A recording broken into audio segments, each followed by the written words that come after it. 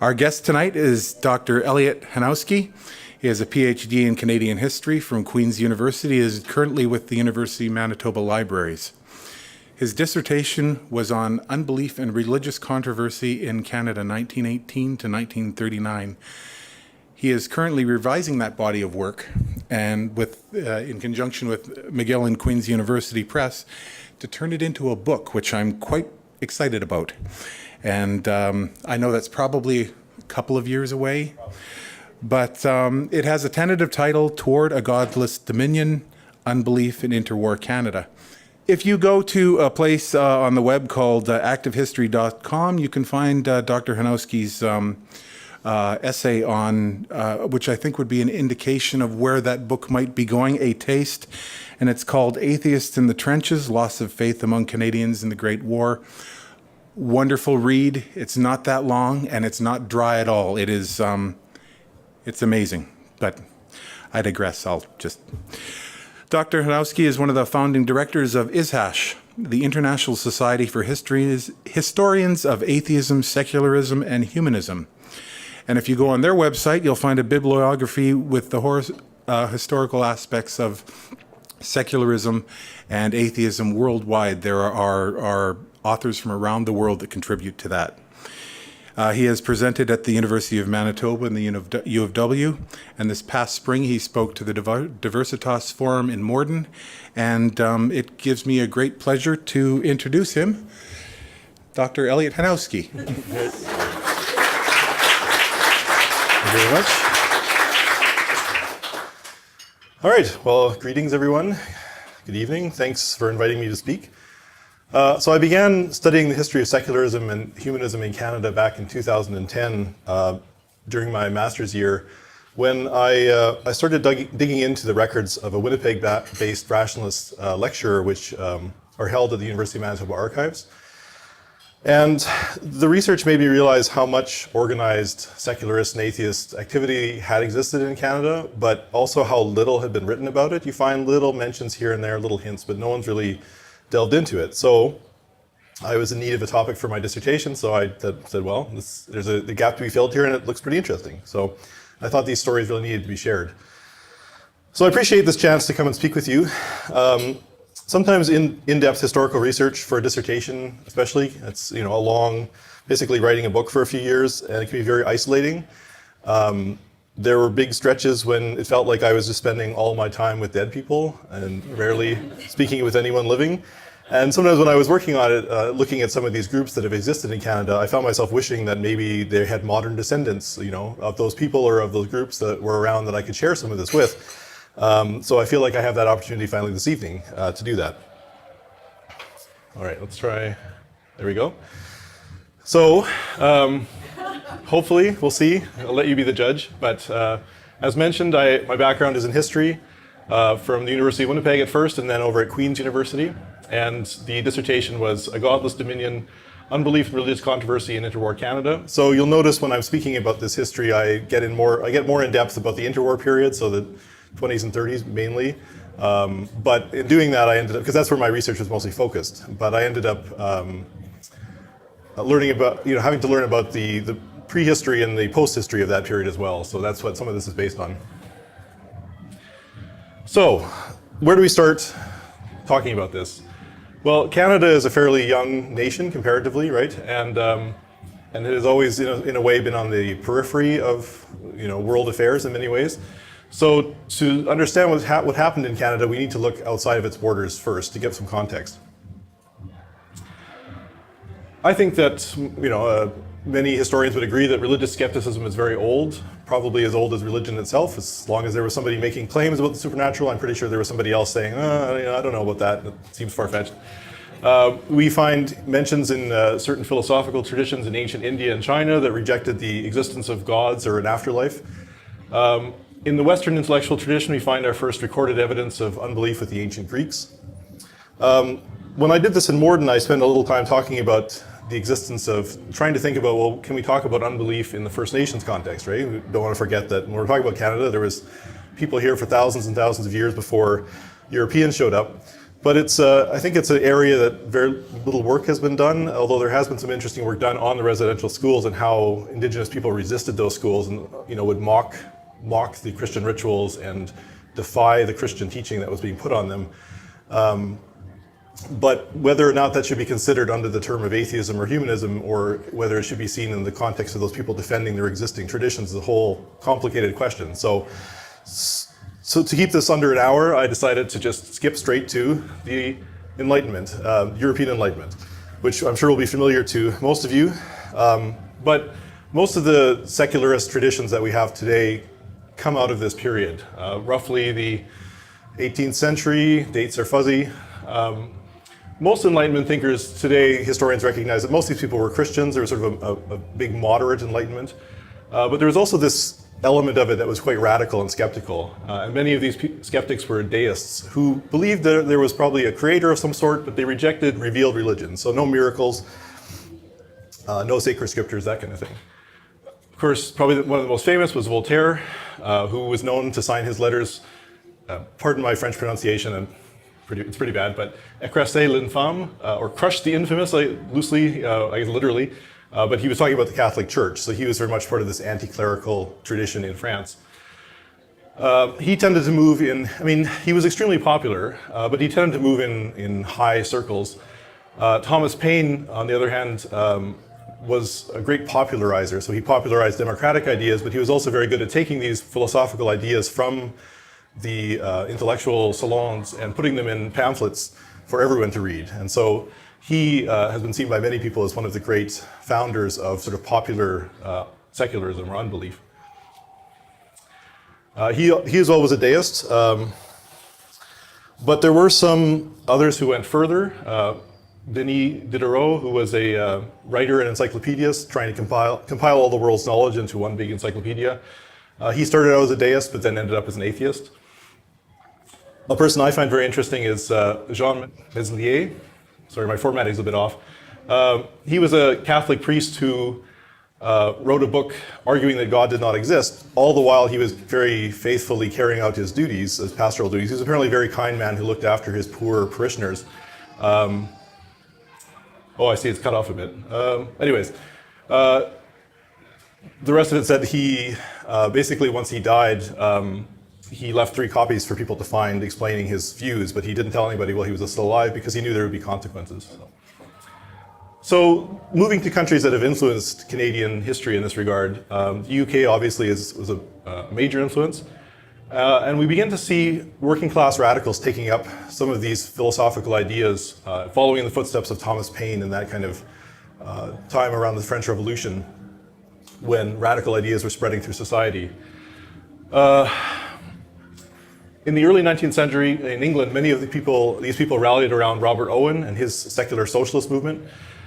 He had many ideas he was a wealthy gentleman who had many ideas for reforming society on radical lines. And part of his vision was replacing religion with secular ethics.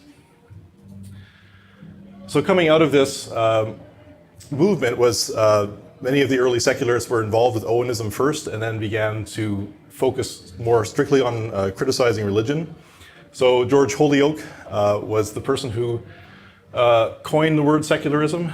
He was radicalized in Owenite socialism, learned how to speak, how to debate, how to write, and then began focusing more and more just on the question of religion. He was convicted of blasphemy in 1841, and as I said, invented the term secularism. And in his mind, it was a movement that should popularize the ideas, take them out of just the realm of elites, and also free ordinary people from the churches. He wanted to argue for a neutral society that was free from religious interference or coercion. You have to remember this, at this time the British Empire was very tightly bound up with the promulgation of Christianity around the world. And so to bring these scientific and philosophical ideas to ordinary people. One of his rivals for the secularist leadership was a man named Charles Bradlaugh, who promoted a bit more confrontational, aggressive style. Sometimes people accused Holyoake of being a bit too nice. Bradlaugh was more of like a combative, kind of, I don't know, Christopher Hitchens type of guy in his time. He was involved with a long legal battle. He was elected a member of parliament, but he refused to take a religious oath. And so this went on and on and on for years. He was even in prison for a short time. He kept trying to take a seat, and they wouldn't let him because he wouldn't take the oath. Anyways, so he became sort of famous for that. He was also involved with questions like birth control, divorce law. He was willing to meddle with things that many Victorians were very uncomfortable with. One of his allies in this was Annie Besant, who was a militant activist in a number of fields, in feminist issues, labor issues, but also got involved with atheist causes.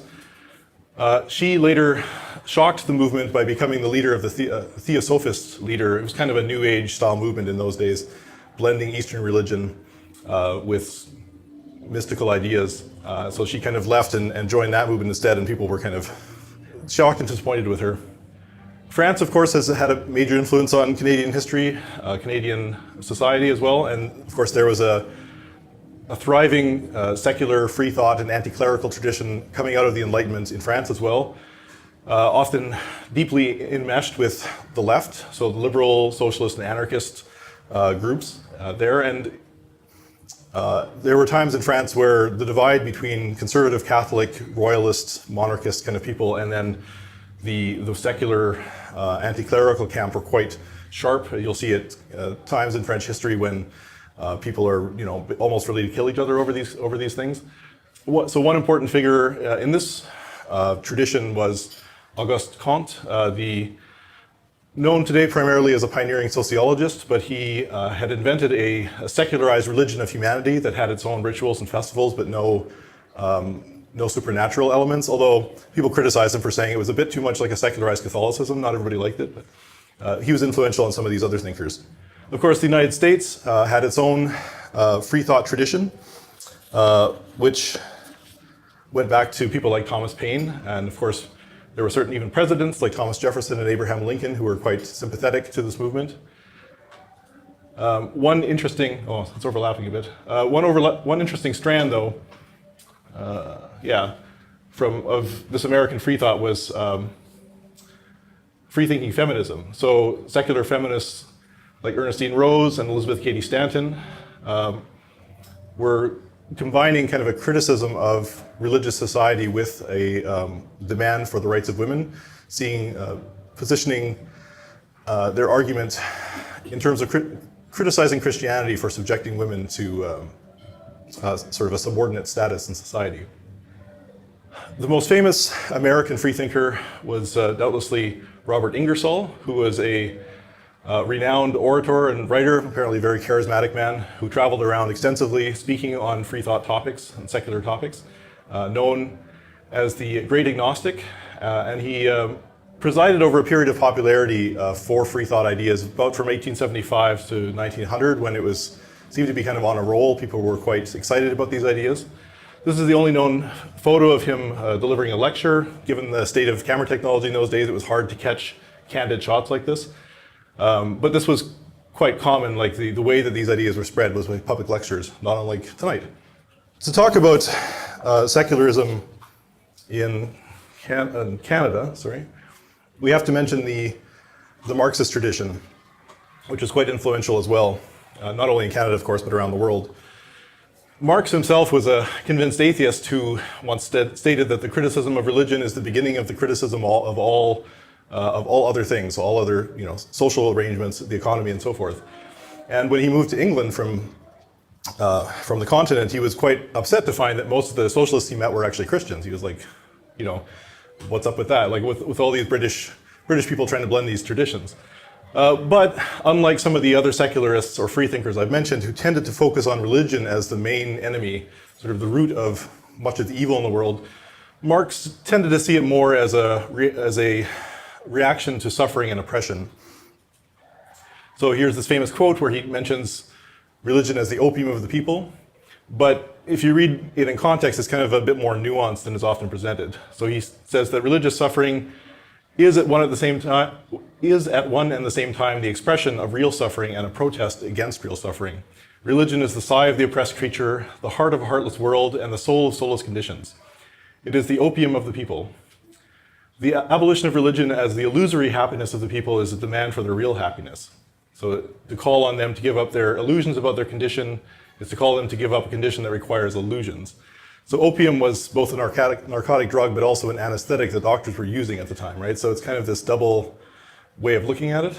And so following this tradition, Marxist attitudes have, of course, varied wildly towards religion, but following that kind of Marxist, like Marx's original views, many have approached it sort of as a symptom and not as the underlying disease itself.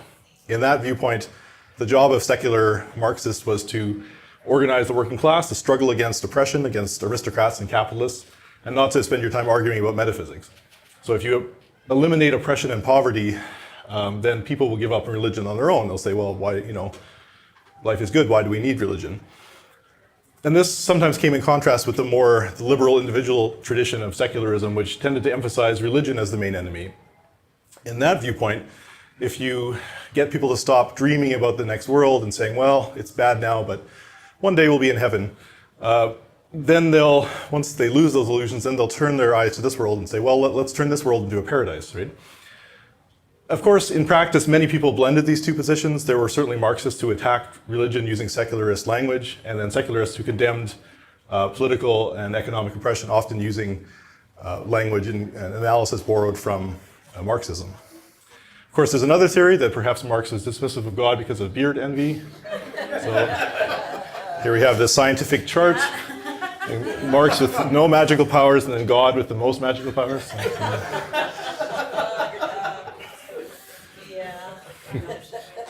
So, what does any of this have to do with Canada? Why are we talking about Voltaire and Marx and people like that? Well, now that we've set the scene internationally, let's go back a few centuries in Canada. Well, before Canada existed, really. This radical Enlightenment tradition associated with people like Voltaire comes to what would become Canada quite early on. So we have people like Fleury Mesplet and Valentin Jotard, both born in France. They came to what would become Quebec around the 1770s. Mesplet was a publisher and editor who founded the Montreal Gazette. And Jotard was a writer he collaborated with frequently. And both of them promoted these anti-clerical and deistic ideas. Sometimes they even referred to themselves as like Voltairean thinkers, because that was the tradition they were trying to promote. And so their criticism of the church and of religion was sort of tied in with their trying to reshape French-Canadian society along more rational lines. So this anti-clerical tradition carried on into the 19th century, often under intense pressure from the Catholic Church, but still carrying sort of this Enlightenment core of ideas.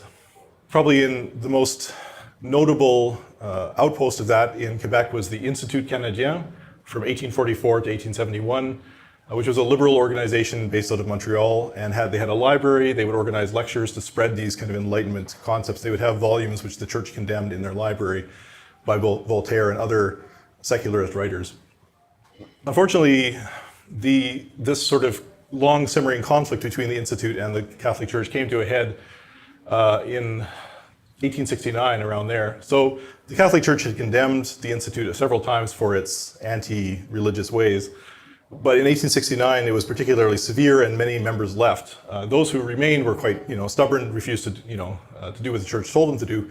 And one of these people was Joseph Guibord, who was refused to renounce the Institute. And when he died, his widow attempted to have him buried in the main graveyard, which was a Catholic graveyard. So the bishop got to decide who was there and who wasn't. This turned into a sprawling legal battle, which took 6 years. Went all the way to the highest court in the British Empire, the Privy Council Judicial Committee. And they attempted to bury him a few times, but were turned back by these angry mobs of Catholics who didn't want this infidel buried with them. He was eventually buried under armed guard of, reports vary, between 1,000 and 2,500 soldiers and police. And the local bishop immediately deconsecrated the area of ground and said, "Here lies a rebel who has been buried by force of arms." So, again, you see the very Victorian understatedness, the Guibord unpleasantness. It's this huge riot, right? And it sounds like what a petty thing for the bishop to do, but this was really one of the last gasps of the Institute. It vanished, it sort of closed down soon after, and the Catholic Church really dominated Quebec society, not entirely, but very heavily for almost the next 100 years. They were still representatives of this tradition, but they were kind of few and far between of the Enlightenment tradition. Of course, Anglophone Canada had its own traditions in this way, coming from this Enlightenment secularist movement, often inspired by those in the UK and the USA, which is why I mentioned them earlier. The Toronto Free Thought Association was formed in 1873 and then renamed the Secular Society a few years later. In 77, they joined up with a group called the umbrella group called the Canadian Secular Union, which brought together mostly Anglophone freethinkers from Ontario and the English-speaking parts of Quebec. The union's first president was a man named Joseph Evans, who was a labor activist. And so this is a theme we'll see often, these interplays between radical labor and socialist figures and then secularist figures.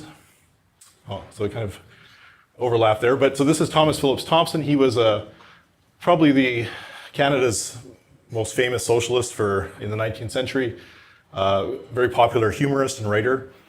So he was a president of the Toronto group for a time, along with certain other trade union activists like Alfred Jury and J.I. Livingston. So the secularists, like the Institute in Montreal, organized lectures, a library, and had a debating club to sharpen their arguments. Meanwhile, in Montreal, the Anglophone secularists there had an organization, the Montreal Pioneer Freethought Club, which was founded by Robert Chambliss Adams in 1880.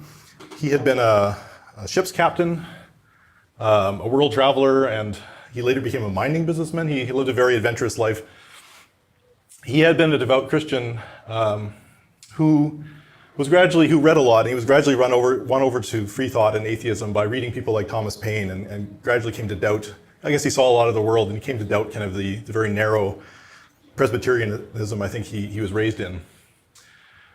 He successfully led certain lobbying campaigns for the secularists of his day. His group was able to get the government to lift restrictions on the importation of secularist literature from other countries. Although this proved temporary, the government reinstated some of those restrictions later. They also were able to get the government to make allowance for Canadians to avoid swearing on a Bible in legal settings, so they didn't have to make a religious oath. Instead, they could affirm that they were telling the truth. Adams sometimes, as was common among the Victorians, they would write poetry to spread ideas. And so here's an example of his writing. Jehovah ranks with Jupiter, the Bible's Hebrew literature. Confucius, Jesus, both for men, a future lies beyond our ken. A miracle do not expect, seek nature's causes for each effect. For man have come all gods and creeds, your only savior is your deeds. Of course, local churches were not happy with this, presence. So here's a cartoon from J.W. Bingo, who was a famous cartoonist at the time. So they often blamed this on they said, Canada is a Christian nation. These can't be real Canadians who are thinking this way. So these must be outsiders who are bringing these ideas in, right? Ungodly foreign influences. Which, it's a common thing to do, right? You say, well, it's outsiders who are corrupting our nation. But it's true that they did have many close connections with the Americans and with the British. William Allen Pringle, who was a staunch atheist activist known as the Infidel Beekeeper in Ontario, he helped bring, he was fairly well off, I think. He helped bring a lot of rationalists and secularist lecturers into Canada to speak, including Robert Ingersoll, who traveled through southern Ontario and Quebec a few times. Charles Watts, who was a friend of Bradlaugh's back in England, he also traveled through the States and Canada in the 1880s, and he was invited by local Torontonian unbelievers to come and stay and help lead the local movement. He accepted and moved to Toronto in 1883 and stayed for about 9 years or so, or 8 years, left in 1891. While he was there, he edited and published a monthly magazine on secular themes called Secular Thought. After he left, this was carried on for quite a while, until 1911 by a publisher named James Spencer Ellis. It reached a circulation of about 800 regular subscribers, which was pretty good for those days, but then gradually declined and then ceased publication. There seems to have been a bit of a dip in secular activity between about 1900 and 1925 or so, thereabouts, partly I think because of the First World War. Of course, free thought, I've been mostly talking about Ontario and Quebec, but there were, it was not confined to those provinces. British Columbia earned a particular reputation for irreligion in the late 19th century with, compared to the rest of Canada, relatively low church attendance and a significant number of people who were willing to openly declare that they were not religious, calling themselves infidels or rationalists or freethinkers. An interesting book has recently come out by Canadian historian Lynn Marks, Infidels in the Damned Churches, examining this occurrence in the late 1800s and trying to explain like why did that happen in British Columbia and why, it seems to have carried on because British Columbia is still the least religious province. Robert Lowry was one of the spokesmen of this movement in BC. He was a really cantankerous, kind of controversial writer who wrote these blistering newspaper columns attacking many things, including religion. Moving on a bit in BC, in 1920 we find mention of a Canadian secular society. They often gave themselves these grand names, Canadian this or Canadian that, but often it was just a few people in one city. So A. McKay Jordan would use these massive, like full-page newspaper ads in the Vancouver newspapers, marketing both his own business and free thought ideas. And he ran like this, like I said, the secular society. And so he would advertise the meetings, but also say, "Come down to my business." And so he would have headlines like this, "The enemy to progress and the friend to imposture." The thing was with Jordan, I did a bit of digging, and it seems like his day job, his business was like a pseudo-scientific kind of thing where he called himself an energician, and he said, yeah, he said glasses are a scam, doctors are quacks, vaccines are nonsense. You need to come to my office and I'll use the special machine to rearrange the electricity running through your brain so that you'll see better. Right. He got in trouble with the medical malpractice lawsuits several times, yeah. I think he was eventually forced to stop advertising. But a few years later in Quebec, there was a more successful organization run by Albert Saint-Martin, who's a really interesting figure throughout the first half of the 20th century. He was a court stenographer, he was a bilingual, fairly well-educated person, although mostly self-educated. He became involved with radical politics around 1900, drawing on these more European, sort of French, Italian, socialist, anarchist, and anti-clerical traditions that came out of Catholic countries. He had joined the Communist Party in 1921, but was soon expelled because he wanted to create a separate branch of the Communist Party for Quebec, focusing on Francophone problems. He sort of became a hero to later French activist or Quebecois activist because he recognized that Quebec had its own issues. But the Communist Party didn't like that, so they kicked him out. So he started his own organization called the Université Ouvrière, sort of like the workers' university or the labor university. It served as a forum for lectures and discussion on a variety of radical topics. Saint-Martin still called himself a small c communist, and he would associate with a broad variety of radicals. But what's interesting is that anti-religious topics were probably the most common topics discussed in his organization. There was some popular science, some discussion of economic problems and so forth, but a lot of it focused on the oppressive nature and the past crimes of the Catholic Church and other churches. So it's interesting to find his religious opponents and the local Communist Party criticizing him for spending so much time on attacking religion. As I mentioned, in that Marxist tradition, they said, well, why are you wasting all your time arguing about these religious issues when you should be out organizing for the revolution? But nobody could argue with his commitments to radical causes. Somebody who attended his institute or his organization said, when you went up the stairs to the meeting hall, you had to pass a huge picture of Jesus Christ with a knife in his hand, dripping from the blood of the worker he was stabbing.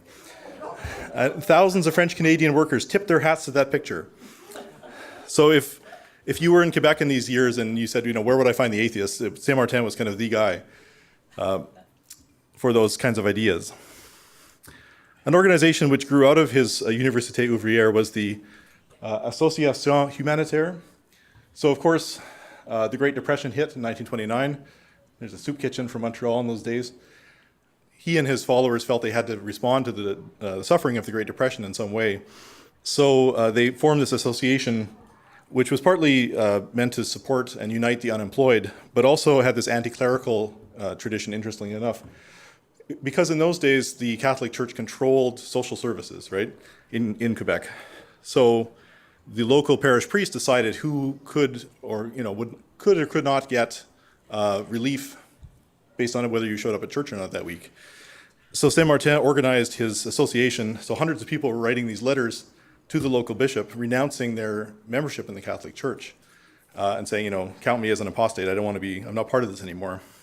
Part of the strategy was to force the local government to take over the administration of relief in a secular and neutral way so that the church could no longer make those decisions. And thanks in part to this, but I think there was a lot of other people organizing around this. In the mid-1930s, that did happen. The city of Montreal took that over. Here's a mural of Saint Martin in contemporary Montreal. He's remembered in some secular circles, although I'm not sure why the pickles are floating there, but that's artistic license. The state eventually chose to prosecute Saint Martin for this criticism that he was undertaking of the Catholic Church, the way that it dealt with social services. He wrote an article mocking and condemning the church for as a scam that was taking in a whole bunch of money and then sort of doling out little dribbles of it to the poor people in a degrading manner. So he was, after a long court case, he was convicted of the crime of blasphemous libel for insulting the church.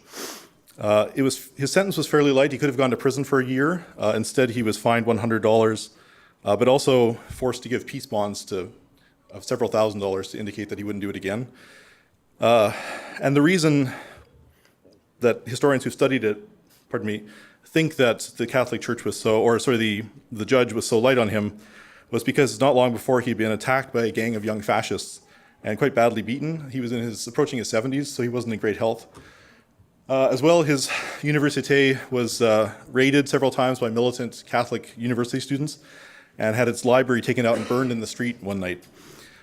His right-hand man, a man named, sort of a firecracker of a guy named Gaston Pilon, was also convicted of blasphemous libel and sentenced to a year of hard labor. Partway through he cracked and recanted and became a devout Catholic again, sort of took up a career as criticizing communists from a Catholic point of view. So these setbacks forced Saint Martin to withdraw into semi-retirement, though he kept writing on radical topics until his death. Around the same time as Saint Martin was active, we find a group being formed in Toronto again, the Rational Society of Canada, founded by these two gentlemen, William Stiles and Bertram Levins. I think the earlier secularist groups in the city had gone dormant by then. Its main constituency seems to have been white working-class Canadians, typically of British descent, but they were a bit more diverse than you might expect, as I'll get to.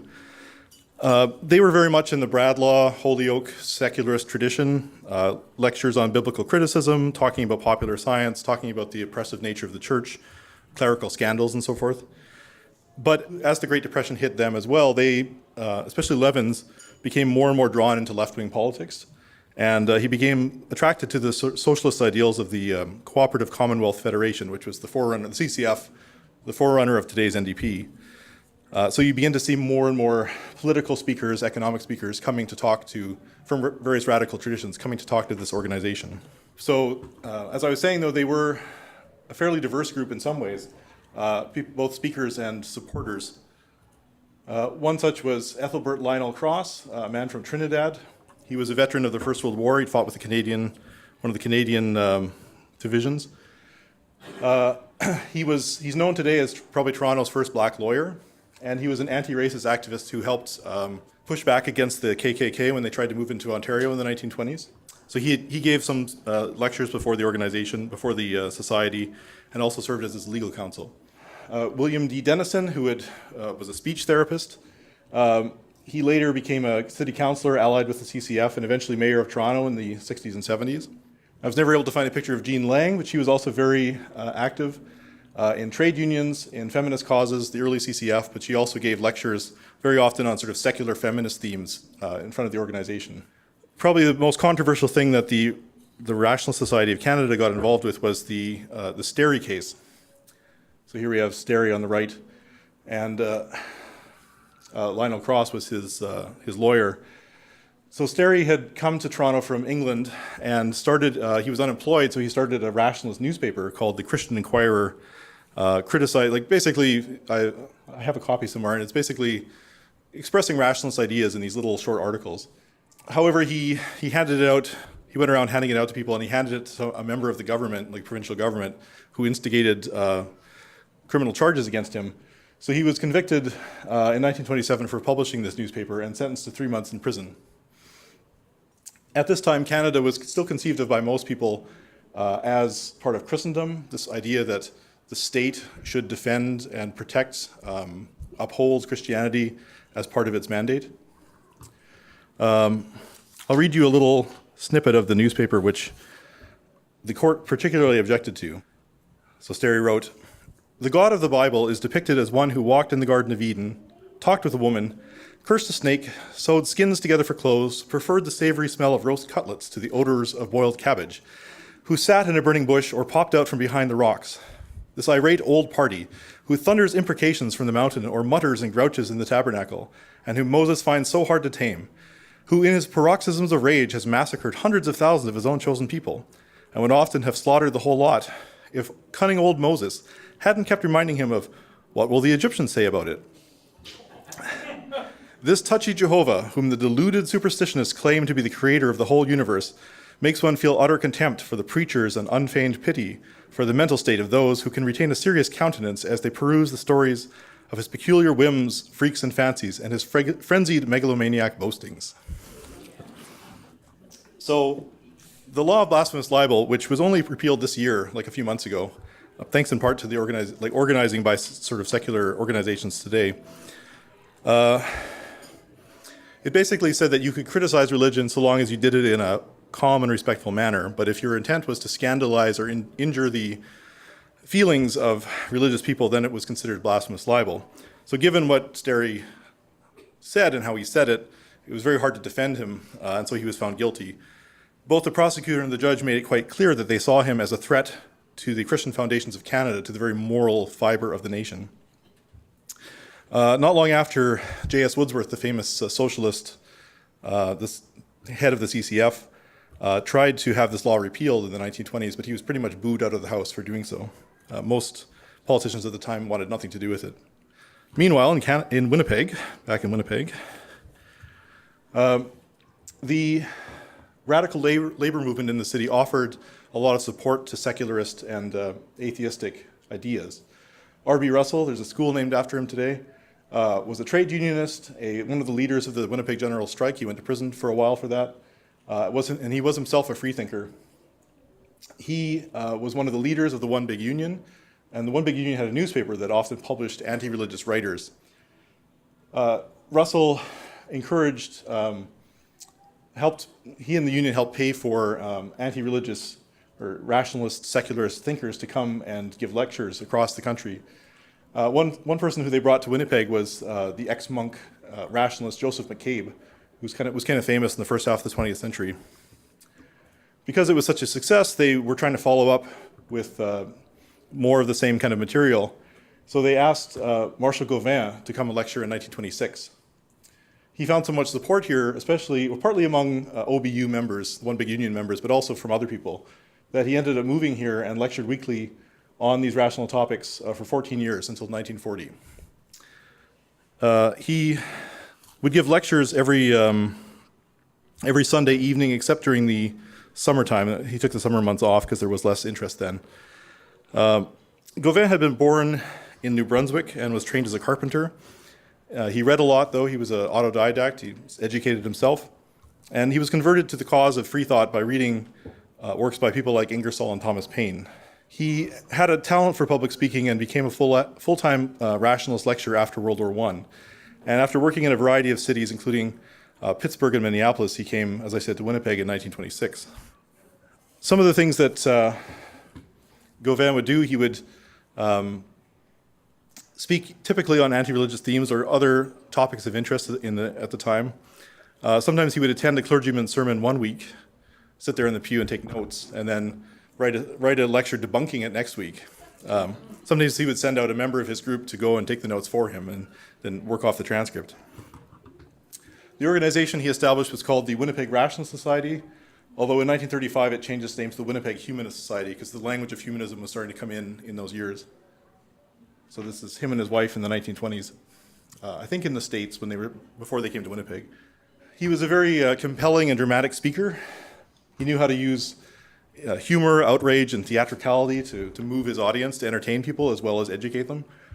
So he would debate fundamentalists and mock, traveling revivalists. He would go after the claims of mystical cults and pseudoscience and things like that, much to the delight of his supporters. I have a little snippet about a fundamentalist, or debate that he held with a fundamentalist, which I thought was interesting. I thought I would share.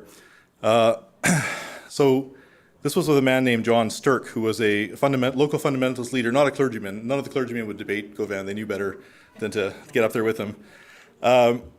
So they sold tickets and at the Walker Theatre, which in those days apparently held up to 3,000 people.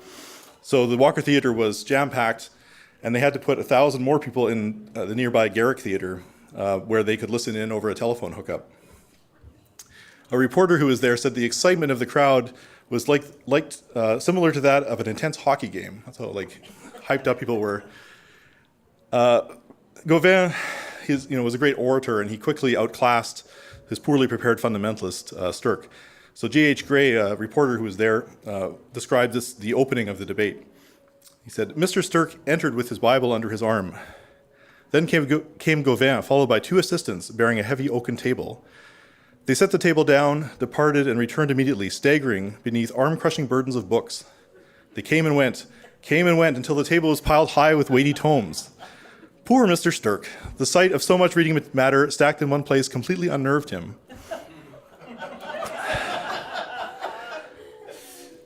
So Govan's first lines were, "I come to tell you that the religion Mr. Stirk represents is not true. I say that none of you is going to the hell in which he believes." And apparently Stirk was just totally outclassed. And when the dust settled, both the populations of both theaters voted overwhelmingly for Govan as the winner. The battle created quite a stir in the city. If you read the newspapers from that time, and there's people talking about it a lot. And some of the local churches started putting on sermons trying to debunk Govan's talking points in self-defense, I guess. So one good thing about Govan's his collection, all of his papers are at the University of Manitoba. It's quite a lot of stuff, which is quite rare for these groups. They tend to kind of vanish without a trace, and all their papers get thrown out. So Govan gave it to his daughter, who gave it to the university. So it's all there. If you're ever interested in having a look, it's very well organized. So he kept a lot of membership lists. And so as part of my research, I was able to go through and identify about 1,000 people who were associated with his group. A much smaller group were sort of like the core members who gave money on a regular basis and so forth. But I was able to find a few pictures of some of these people and just a few details about their lives. Like Edna Gillingham, who seemed to have started coming with her family when she was a young woman. Louis St. George Stubbs was sort of a notoriously independently minded local judge who got involved with left-wing politics, eventually got kicked out of his position as a judge because of his politics, and ran as an independent member of Manitoba Parliament. Rhoda Ellen Reid died in 1934, and so Govan, he did this for a few other people as well. He performed a secular funeral service for her and for her family in that year. The Straughns or the Strachan's, they lived outside of the city actually, but would come in sometimes just to hear Govan speak on a Sunday. I found a few letters they wrote to him saying how they appreciated his presentations. He was a prolific writer as well for rationalist magazines like the American Truth Seeker, which was kind of the flagship. Many of his lectures and pamphlets, you can still find them today on atheist websites, including, sometimes they get republished occasionally. So Govan came out of sort of a labor tradition, so he was sympathetic to socialism, but he was not himself a Marxist. He was more from that Bradlaugh rationalist tradition, which saw religion as the main enemy. And so he thought the goal to liberate humanity was secularist education. Just if you educate people, then they will, become better and throw off oppression. But many of the people who attended his meetings, were coming from that more Marxist tradition through the One Big Union. And so these tensions helped end his lecturing career, especially in the 1930s, as fascism was rising around the world. Many people were quite concerned, and so they joined the Popular Front against fascism, organized in part by local communists. And Govan was quite involved with this movement as well. and he spoke out quite favorably about the Soviet Union. So when the Soviet Union made an alliance with, or a pact with Hitler, a non-aggression pact in 1939, I think, he felt really betrayed and started criticizing the Soviet Union and talking about the things that Stalin was doing, the terror and so forth, and that lost a lot of support. The people who came to his lectures weren't communists, but they were sympathetic to the Soviet Union and saw it as maybe the only defense against Hitler and the fascists. So things were changing as well. He said towards the end of his career as a lecturer, he noticed that people were going to, like, theaters, movie theaters were becoming a popular pastime, listening to the radio, driving around automobiles. All of these things were drawing people away from the tradition, like from the older recreation of going to lectures and that sort of thing. So, plus he was getting older, so he decided to retire from active lecturing. He did continue publishing on atheist themes for much of his life. He lived to be 97, died in 1978. He started becoming he became this fiercely anti-communist person. Sometimes reading his stuff, it sounds a bit paranoid. He started seeing Soviet agents everywhere. And he kept writing for the American Truth Seeker magazine. And he soon became the only representative of old school secularism in its pages, because the editors, it got taken over by these people who were these vicious conspiracy theorists, racists, and anti-Semites who started changing the whole magazine to be about that. So he objected to that. He wrote them letters saying, you shouldn't be doing this, but he kept writing for them. So some people got kind of upset with him. These anti-religious working class movements started fading in the 1940s. In the 1950s and 60s, we began to see the emergence of secular humanist groups. But the sort of self-taught working class leader kind of fades away. So these new groups were dominated by formally educated professionals. One such was Dr. Marion Noel Sherman from BC. She had been a medical missionary in China. She saw a lot of suffering when she was there, and when she came back, she reported one day she was just sitting there thinking, and it suddenly dawned on her that God did not exist. So she immediately went off to tell her Anglican friends about it. Most of them were not receptive, but she became a campaigner for secularist causes, secular humanism in BC. Another doctor who was a leader in the new humanist groups was Dr. Brock Chisholm. He had been involved with sort of an early child psychologist. He became Minister of Health for one of the Liberal governments after World War II, but soon provoked controversy when he said something about how children should not be taught about Santa Claus, because this was a form of abuse because you were lying to them, right? Which most secularists would have agreed with, but caused a lot of consternation among Canadians. So the way the government kind of got out of this was by promoting him or nominating him to be the new Director General of the newly formed World Health Organization. So he was the first Director General of that group. So it got him out of the country, but put him in this sort of influential position. It's interesting to see the way that the language around atheism or unbelief starts to change during the Cold War. Of course, during these years, during the Cold War, atheism is seen as this subversive communist influence, and so the godless commie becomes like a figure, sort of this boogeyman. So I think many people begin to use this language of humanism to say, no, we're not those godless commies. We believe in humanity. So the rhetoric begins to change. 3 more doctors were involved with the formation of one of the first humanist fellowships in the 1950s. R.K. Mishra, Ernest Poser, and Maria Jutta Khan. And then in 1968, we see the Humanist Canada organization unite a lot of these smaller local groups into an umbrella organization. Unlike some of the earlier secularists who spent a lot of time attacking religion directly, many of the new secular humanists were putting their energies instead into social reform efforts. Of course, probably the most prominent example was the campaign for abortion rights. Humanist Canada, when you read their early papers, they were originally formed as an umbrella organization to provide support for Dr. Henry Morgentaler, who was himself a humanist, to give him institutional support against the churches in his struggle to make abortion legal in Canada. And so people like Chisholm and others, rather than spending all their time arguing about religion, they put a lot of effort into, in the World Health Organization, for example, promoting secular progressive causes through those avenues. Of course, the context in all this was happening in was beginning to change. Canada moved very quickly from being one of the most uniformly religious Western nations to one of the least. Up until the 1960s, by most measures, Canada was more religious than the UK, than the US, and most other countries. But then suddenly that starts to switch in the 1960s. Here we have a painting by a Canadian, Alex Colville, of an empty church. This change was perhaps most striking in Quebec, where during the Quiet Revolution of the 1960s, it moved very quickly from being an intensely Catholic province to being one of the most secular places in Canada. Many Quebecois still identify as Roman Catholic in a cultural sense, but when you look at the church attendance and participation numbers, they've just fallen right off a cliff.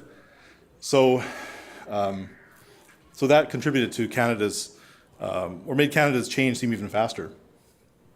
An interesting illustration of this came from 1963 when Ernest and Cornelia Bergsma, who were immigrants from the Netherlands, they were trying to become Canadian citizens. And the citizenship judge found out they were atheists and said, well, no, you can't. Like, Canada's a Christian nation. You can't become citizens. But they fought it in court. And when the story reached the newspapers, there was a big controversy. And the vast majority of the Canadian public was very supportive of them, favorable towards their cause. A number of national churches even spoke out in their defense. And a professor in Toronto wrote, Mr. and Mrs. Bergsma should be aware that there are many Canadians, Christian and agnostic, who prefer their honest agnosticism to the pietistic self-righteousness that denies them full membership in our national community. In 1965, a Gallup poll was done about this case. They found that 66% of Canadians polled said that atheism should not be a bar to citizenship.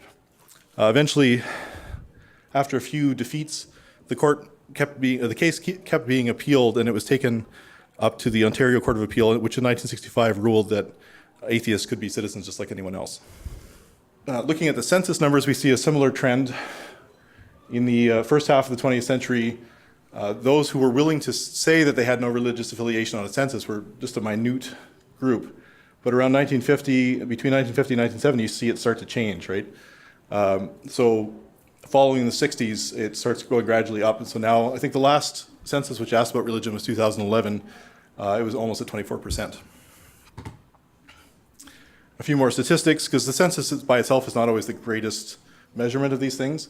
But you see the numbers of people who say they have no religious affiliation begin to change, more so in British Columbia, less so in Quebec, even though some scholars argue that Quebec identification is more cultural than it is religious.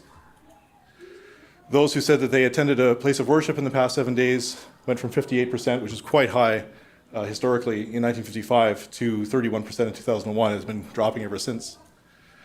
Those who claim to attend religious services once a month, a similar dip, and you'll see that this attendance to religious services number has been buoyed by immigrants. Native-born Canadians have an even lower number, 22% in 2011. And then those belonging to religious organization also begins to decline quite quickly. So what was the effect of these people we've been talking about, these activists, on this larger trend?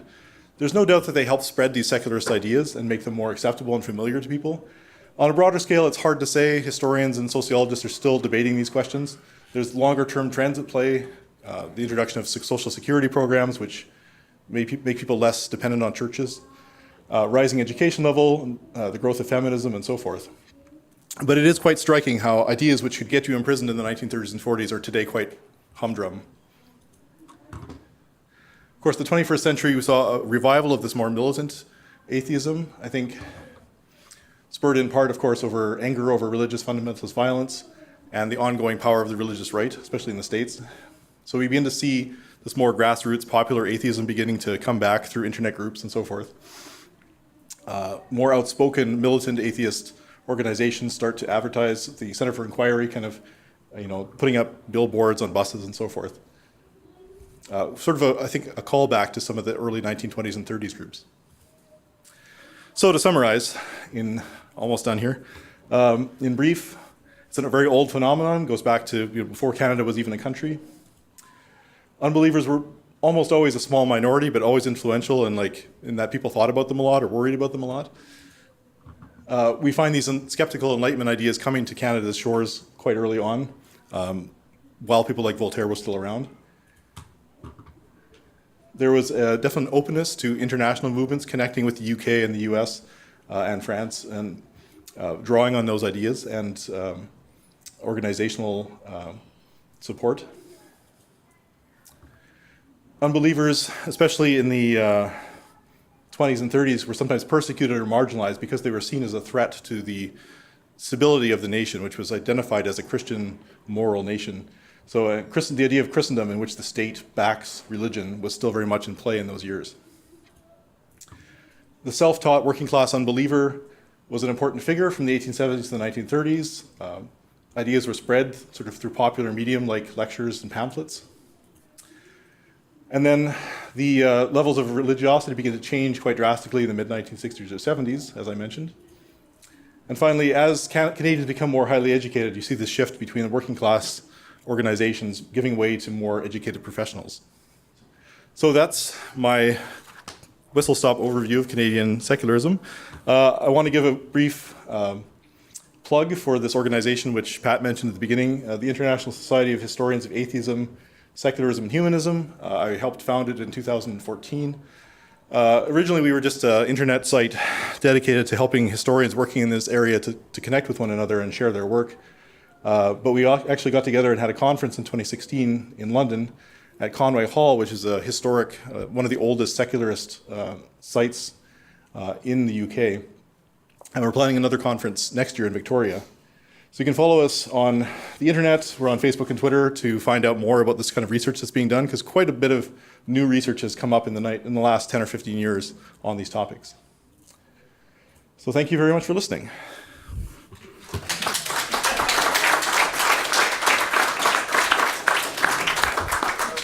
anybody has any questions, we're passing around a mic so we can get your question on the...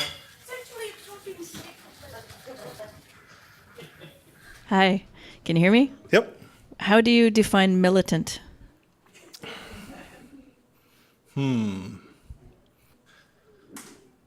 Well, I think, it changes from time period to time period, right? But I think the difference kind of comes to, partly the way I think about it, it comes from that Holyoke-Bradlaugh thing that happened in England with some of the first secularist groups. In that Holyoke wanted to push for a secular society and wanted to carve out space for people, but he was very willing to work with religious people or other religious minorities to do that, whereas Bradlaugh was a lot more like in your face, kind of like, I'm an atheist, what are you going to do about it? Take that. So you kind of see this different tendency. So when I use the word militant, I think more along the lines of that more aggressive, confrontational, attitude. But at the end of the day, you look at the two of them, had quite similar beliefs, but it's kind of more the style they used, I think. I think nowadays it's used by people in my family to label me so that everything I say after that sounds ridiculous. I see. Yeah. Well, sorry, that wasn't my intention, but I'm thinking that when I say that some of these newer groups are more militant, you see a willingness to be a bit more controversial than some of the earlier groups before them. That's just sort of, a contextual thing. So. You may actually just be speaking up. Yes. Really, it's just making comments. In my family. Right. I don't need that. When will God be removed from our national anthem? Well, as a historian, not a futurist, I can't really answer that. But it is interesting to see that some of these things lingered for a long, long time, like the law of blasphemous libel, right? And it only took, I think, it took a lot of lobbying by secular groups to get that removed. So, your guess is as good as mine, but it's going to take a certain amount of work to do that, I think.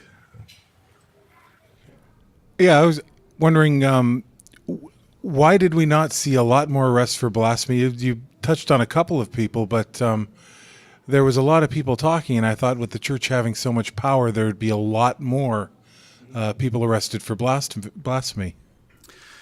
Yeah, it's interesting. The Sterry case in Toronto is the only case that I know of in Anglophone Canada where that happens. And it seems to come out of the fact that in the 1920s, there was a sense, people have heard of Toronto the Good, right? It's this idea that Toronto was a very proper, moral city shaped by this kind of evangelical Canadian morality, where, things didn't happen on Sundays and so forth. And people start to sense that changing in the 1920s. And there's this evangelical elite who had been working for a long time to make Toronto into that Christian sort of stronghold in their minds anyways. And they were really nervous about people like Sterry coming along and changing things and like challenging that kind of cultural hegemony, I guess.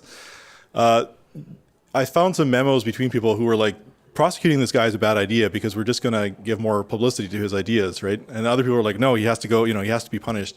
So there were differences of opinion, but I think there was that nervousness about communism, about secular values, about jazz music, hip flasks. You find this kind of panic in the 1920s, right? Because like Canada, in some ways, was still sort of in that Victorian evangelical mindset, and suddenly things are changing, and they're not happy about it, right?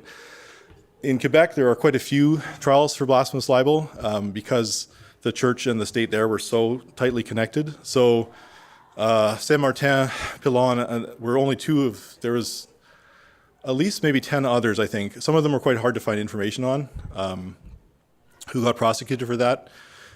Earlier than that, I think evangelical Christianity and Catholicism in Canada felt so secure they didn't feel they needed to prosecute people. It's only when they start to feel like a little threatened that they started to clamp down using the law, I believe.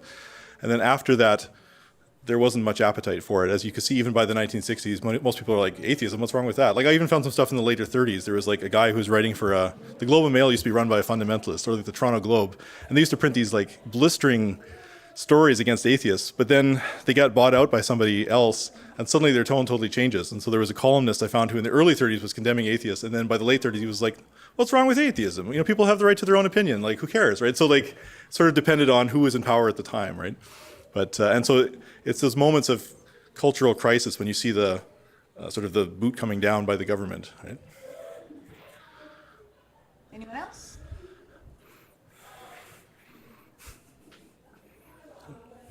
Yeah, thanks very much for that great presentation. I have a bit of a muddled, hopefully not too rambling question in my head, see if I can sort of tease it out here.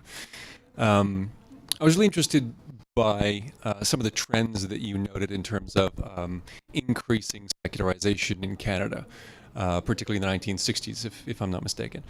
And as I understand theories of secularization that a lot of sociologists work on, these trends in a lot of Western countries seem to be fairly continuous, and the United States is a bit of an outlier in that regard. And so this is sort of leading towards my question. Some of the vectors or variables for those trends in the United States include things like, as I understand it, the rights of states to either grant power to certain churches and communities, also allow for a lot of religious schools or homeschooling, and there's a number of other variables as well. And I'm wondering if, to the best of your knowledge, and maybe this isn't your sort of area of expertise, but do you see variables like that, if we're comparing Canada and the US, as significant in creating those differences, those different trends in not just more religiosity, because I mean, I'll end my point here. In my opinion, religious groups and organizations can potentially become dangerous when they are sectioned off from the rest of civil society, right? When their own sort of ideological groupness becomes antagonistic with the state, as it were. And I think there's a fair bit of that in the U.S. Compared to Canada. So I'm wondering if you have a sense of how that plays out in a Canadian context, either in the past or leading up to the present. Yeah, it's interesting. I'm, again, not a sociologist, so I'm a little bit of an outsider in some of these debates, but it is interesting how some historians or some people have argued that the reason it changes so quickly in Canada is that most Canadians belong to big churches. So the United Church, the Catholic Church, the Anglican Church, right? And so as opposed to the States where everybody starts their own church and you got your own little church in your storefront, and like everybody in it, and you got this like really tight connection with all those people. Many churches in Canada were much bigger, kind of like this impersonal, like federal government kind of thing. Well, it's out there, and I'm part of it, I guess, but like, it doesn't affect me every day, right? And so some historians have argued that the difference is that people had looser attachments to those groups, and as society changed, you find people like the United Church being like, yeah, sure, birth control, why not? Atheists as citizens, sure, sounds good. Like they were quite willing to go along with a lot of that. So it tended to kind of secularize from the top down as well as from the bottom up in a sort of way.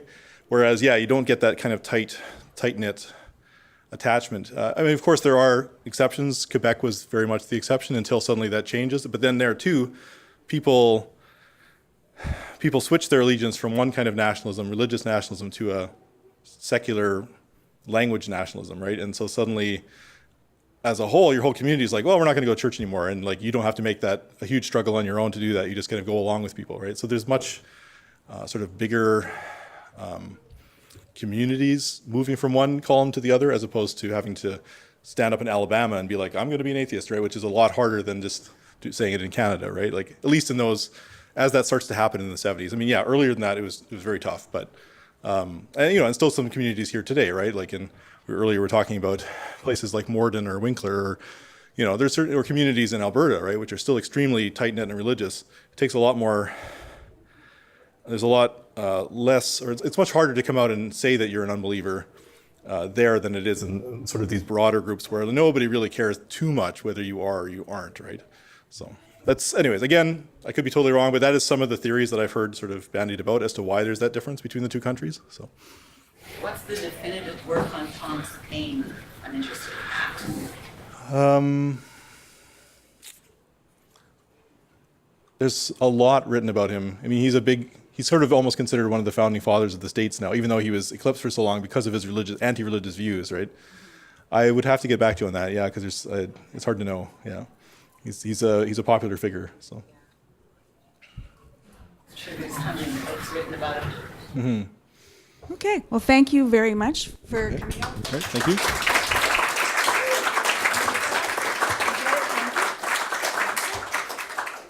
And that's it. School's out. Yay!